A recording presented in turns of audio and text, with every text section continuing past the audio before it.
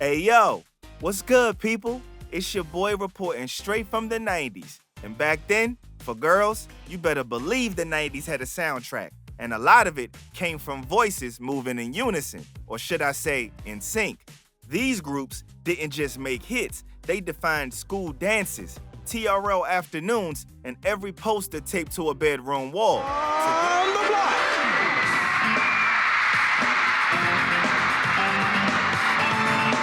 Today, we're running back through the boy band era the way it really happened, piece by piece, with receipts and memories. If you rocked a CD visor in your car, or screamed along at a mall tour, or remember the dopamine rush of ripping the plastic off the cassette case, hit that like button, drop your favorite group in the comments, and subscribe so you don't miss the next trip down memory lane. Now get your autographed poster collection out of the attic and let's get to it. New Kids on the Block didn't just show up, they stormed in. Boston, mid-80s, and Maurice Starr was fresh off building New Edition when he decided lightning could strike twice. Only this time, he wanted the formula aimed straight at pop radio and MTV. Donnie Wahlberg brought the street edge. The Knight Brothers brought the falsetto magic. Danny Wood kept it grounded, and little Joey McIntyre was the baby face every teen girl dreamed of. At first, nobody cared. Their 1986 debut barely registered, but 2 years later, Hangin' Tough dropped, and suddenly you couldn't walk into a mall without seeing security guards holding back a screaming crowd. By 1989, they had number ones with I'll Be Loving You Forever and Hangin' Tough. The machine was in full swing. Saturday morning cartoons, dolls, lunchboxes, a tour that looked like Beatlemania with acid-wash jeans, and then the 1990 hit was Step by Step, the single that turned arenas into sing-alongs and parents into chauffeurs against their will. It wasn't just about the music. NKOTB were the test case that proved pop groups could be marketable like an entire ecosystem. Songs, shows, posters, merch, and the whole pipeline. When the wave of grunge and harder hip-hop started reshaping radio in the early 90s, the mania cooled and the group wound things down by 1994. By then, the blueprint was written in ink though. 5 personalities, tight harmonies, hooks designed for mass sing-alongs, and a marketing cycle that could squeeze every dollar out of fandom. Everyone who came after, from Backstreet to NSYNC, was just running plays out of the book that the New Kids authored. You guys are from Philly, right? Yeah. Okay, that's where you got your... Now, Boyz II Men, they weren't built in a boardroom. They were built in a Philadelphia stairwell, stacking harmonies after school until the walls shook. They weren't chasing pop trends either. They were 4 teenagers who treated singing like a contact sport. When they cornered Michael Bivins backstage at a New Edition show and dropped an a cappella audition on the spot, it was game over.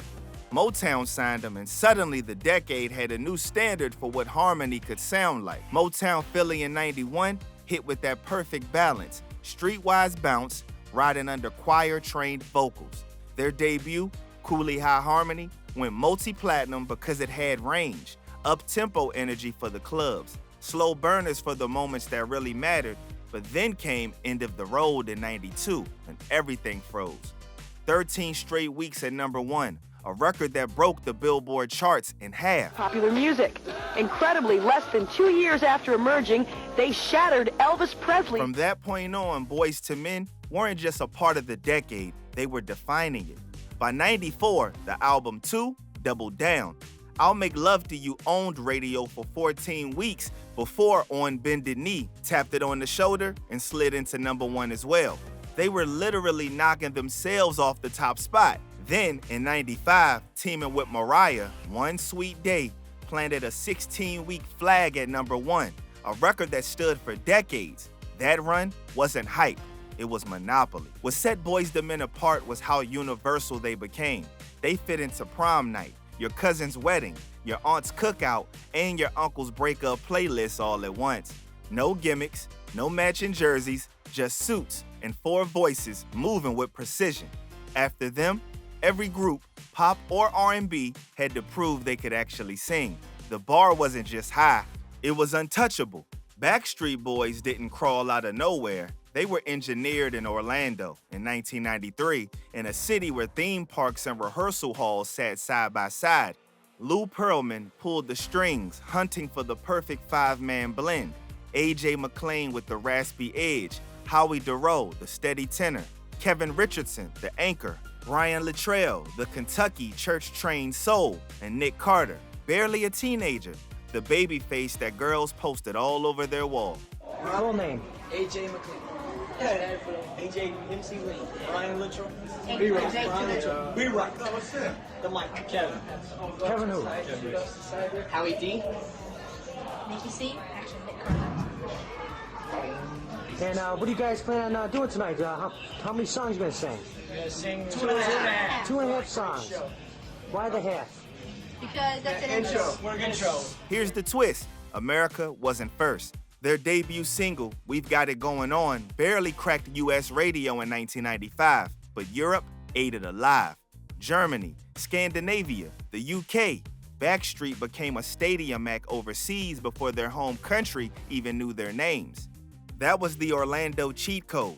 Let Europe break the group, then boomerang back to the States once you're undeniable. By 1997, the US had no choice but to pay attention. The American version of their debut album blew up, going diamond, fueled by Quit Playing Games With My Heart, As Long As You Love Me, and Everybody, Backstreet's Back. MTV made them a daily ritual. TRL lines wrapped around Times Square, and suddenly 5 kids from Florida were global property. Behind the hits was Dennis Pop and Max Martin crafting choruses that hit like sugar-coated thunderbolts. Then came Millennium in 1999, the apex of the entire boy band movement.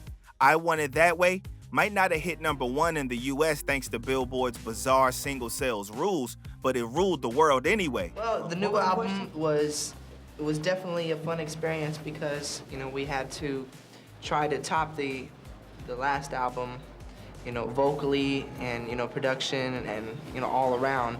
Millennium sold 1.1 million copies in its first week, shattering records and cementing Backstreet as the face of late 90s pop. For the stretch of that time, they weren't just a group, they were a global economy.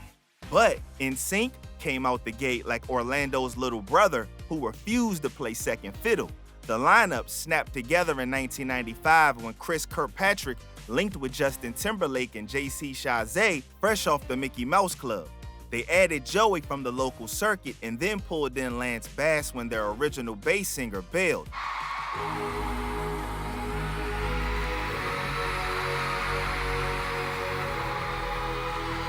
Now we got 5 kids, same city as Backstreet, same Swedish hitmakers in their corner, but with a different kind of energy.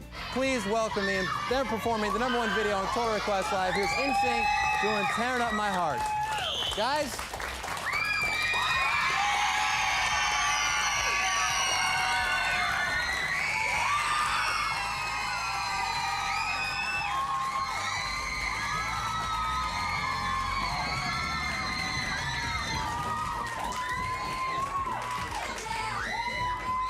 Like Backstreet, they had to pay dues overseas first. Their debut single, I Want You Back, dropped in Germany in 1996, then bled across Europe through 97.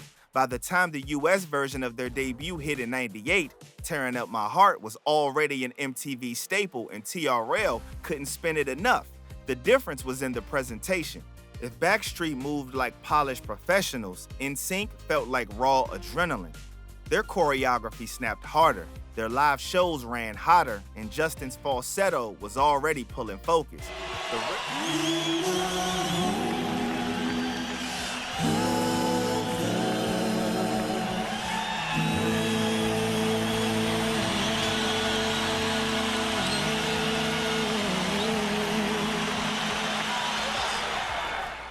The real eruption came in 2000 with No Strings Attached. First week, 2.4 million copies sold, a record that stood for 15 years. Bye Bye Bye became the unofficial soundtrack of every breakup in America. And It's Gotta Be Me hit #1 just in time to become an internet meme decades later. They weren't just competing with Backstreet anymore, they were outselling them, outdancing them, and redefining what a boy band could look like at peak power. For a window of time, NSYNC didn't feel like the rivals, they felt like the torchbearer. Their rise was faster, their records louder, and their TV presence bigger. It was boy band mania on steroids, and it proved that the Orlando factory didn't just create stars, it created dynasties. Now, 98 Degrees felt different because they weren't manufactured in Florida in a warehouse.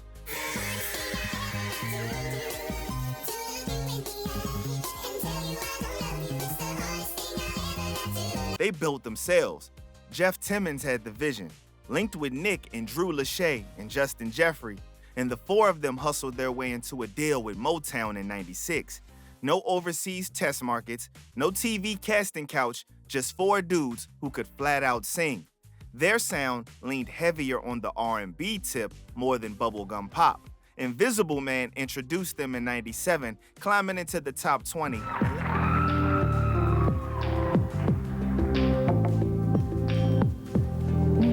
And letting people know these guys weren't about matching outfits and choreo. They were about harmonies and ballads. Then their second album, 98 Degrees and Rising, took off because of Turn up the heat with their latest album.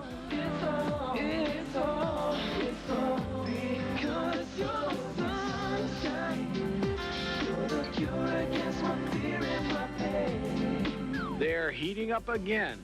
98 Degrees, the Ohio-based band. Because of You and The Hardest Thing both cracked the top 5, and I Do, Cherish You, became one of those wedding songs you couldn't escape in '99. Their lane wasn't the loudest or flashiest, but it was grown, clean, and dependable. Where Backstreet and NSYNC were selling spectacle, 98 Degrees sold sincerity. They weren't trying to be the bad boys or the superheroes. They were the guys who could sing at a wedding and still fit on TRL at the countdown.